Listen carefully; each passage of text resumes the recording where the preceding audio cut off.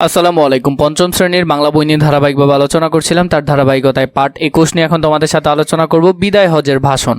এটি খুবই গুরুত্বপূর্ণ আমাদের জন্য, এটি ভালো করে আমরা পড়ব। দশম হিজরি, আরব দেশে বহু লোক তখন ইসলাম গ্রহণ করেছে। মহানবী হযরত মুহাম্মদ সাল্লাল্লাহু আলাইহি সাল্লাম মানুষের কাছে পৌঁছে দিয়েছেন শান্তি ও সাম্যের বাণী। এই সময় মুহাম্মদ সাল্লাল্লাহু আলাইহি ওয়াসাল্লাম মদিনায় বসবাস করতেন। তিনি তার জন্মস্থান মক্কায় যেতে চাইলেন। এই খবর চারদিকে ছড়িয়ে পড়ল। মদিনার হাজার হাজার মানুষ জড়ো হলো তার কাছে। জিলকদ মাসের শেষে মহানবী হযরত মুহাম্মদ সাল্লাল্লাহু আলাইহি সাল্লাম সবাইকে নিয়ে মক্কায় এলেন। মক্কার লোকেরাও মহানবীকে সাল্লাল্লাহু আলাইহি সাল্লামকে দেখার জন্য ছুটে এলো। সেবার আরব দেশের নানা প্রান্ত থেকে প্রায় 2 লাখ মানুষ হজ পালন করতে মক্কায় এসেছিল। এত মানুষ দেখে মুহাম্মদ সাল্লাল্লাহু আলাইহি সাল্লাম মন আনন্দে ভরে গেল। তিনি সমবেত মানুষের উদ্দেশ্যে ভাষণ দিলেন। আরাফাতের ময়দানে মহানবী হযরত মুহাম্মদ সাল্লাল্লাহু আলাইহি সাল্লাম এটি শেষ ভাষণ। মানে সে ময়দানে তিনি তো জানতেন যে তিনি হয়তো চলে যাবেন, এই জন্য তিনি এই ভাষণটিকে বিদায় হজের ভাষণ হিসেবে বলে গেছেন। তার জীবনে এটি শেষ হজ, মানে তিনি এই শেষবারের মতো হজ করেছেন। আর তাই এই ভাষণ বিদায় হজের ভাষণ নামে খ্যাত। তার জন্য এই ভাষণটাকে বিদায় হজের ভাষণ বলা হয়। মানব জাতি চিরদিন তার এই ভাষণকে গভীর শ্রদ্ধায় স্মরণ করবে। মানে ভাষণটা এত গুরুত্বপূর্ণ যে আমাদের প্রয়োজন সবসময় এটি পড়া এবং মনে রাখা। ভাষণের শুরুতে তিনি আল্লাহর প্রশংসা করেন। এরপর সমবেত মানুষের দিকে তাকিয়ে বলেন, হে লোক সকল, মনে রেখো একদিন তোমরা আল্লাহর কাছে হাজির হবে। পৃথিবীতে তোমরা যে কাজ করছো আল্লাহ তোমাদের কাছে তার হিসাব চাইবেন। মানে আমরা পৃথিবীতে যাই করি না কেন এগুলোর জন্য আমাদের কাছে মহান আল্লাহ তাআলা হিসাব চাইবেন।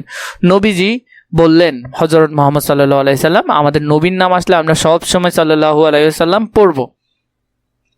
তোমাদের গোলাম ও আল্লাহর বান্দা, মানে আমাদের কাছে অনেক সময় থাকে না, আমরা অনেক মানুষকে কর্মচারী হিসেবে রাখি অথবা গোলাম হিসেবে রাখি, তারাও কিন্তু আল্লাহর বান্দা। তাদের প্রতি নিষ্ঠুর ব্যবহার করো না, আমরা তাদের প্রতি নিষ্ঠুর ব্যবহার করব না। তোমরা নিজেরা যা খাবে তাদেরও তাই খেতে দেবে, মানে আমরা যা খাবো তাদেরও তাই খেতে দিব। নিজেরা যে কাপড় পরবে তাদের তাই পরতে দেবে। কোনো গোলাম যদি নিজের যোগ্যতায় আমির হয় তবে তাকে মেনে চলবে। মানে বলতেছে কোনো গোলাম যদি নিজের যোগ্যতায় আমির হয়, মানে সে যদি নিজের যোগ্যতা দিয়ে, শক্তি দিয়ে, সামর্থ্য দিয়ে বড় কিছু হয়, তাহলে তাকে আমরা মেনে চলবো। কখনো অন্যায় ও অবিচার করো না। সামান্য পাপ থেকেও নিজেকে দূরে সরিয়ে রাখবে। কখনো একজন আরেকজনের সম্পত্তি দখল করবে না। তুমি নিজেই তোমার নিজের কাজের জন্য দায়ী থাকবে।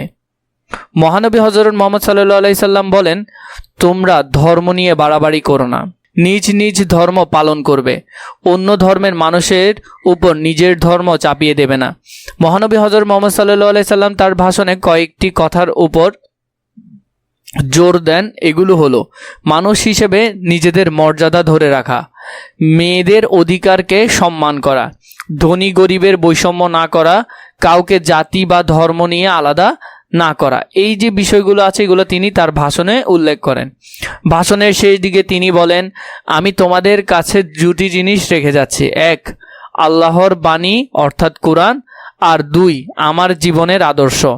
এই 2টি তোমাদের পথ দেখাবে। মানে এই 2টা জিনিসই হলো একজন মুসলিমের জন্য সর্বোচ্চ বিষয়। সেদিন মুহাম্মদ সাল্লাল্লাহু আলাইহি সাল্লাম সমবেত মানুষের কাছে অনুরোধ করেন, আজ যারা এখানে এসেছি আমার উপদেশ তাদের কাছে পৌঁছে দিবে। আজ যারা এখানে আসেনি আমার উপদেশ তাদের কাছে পৌঁছে দিও। মানে আমরা যারা যেতে পারিনি, এই যেমন এই এখন বিদায় হজের ভাষণটা তুমি পড়লে, নিশ্চয় কোনো না কোনো মাধ্যমে এটা তোমার কাছে পৌঁছে গেছে। তো তখন হয়তো আমরা যেতে পারি নাই, আমরা হয়তো চোখে দেখি নাই, কিন্তু এই ভাষণগুলো আমরা নিঃসন্দেহে মেনে চলবো। অর্থ জেনে নেই। আমির মানে নেতা বা শাসক, গোলাম মানে চাকর, জিলকদ আরবি বছরের 11 মাস, বৈষম্য মানে পার্থক্য, সমবেত একসঙ্গে হয়েছে এমন, হিজরি মুসলমানদের চালু করা বছর।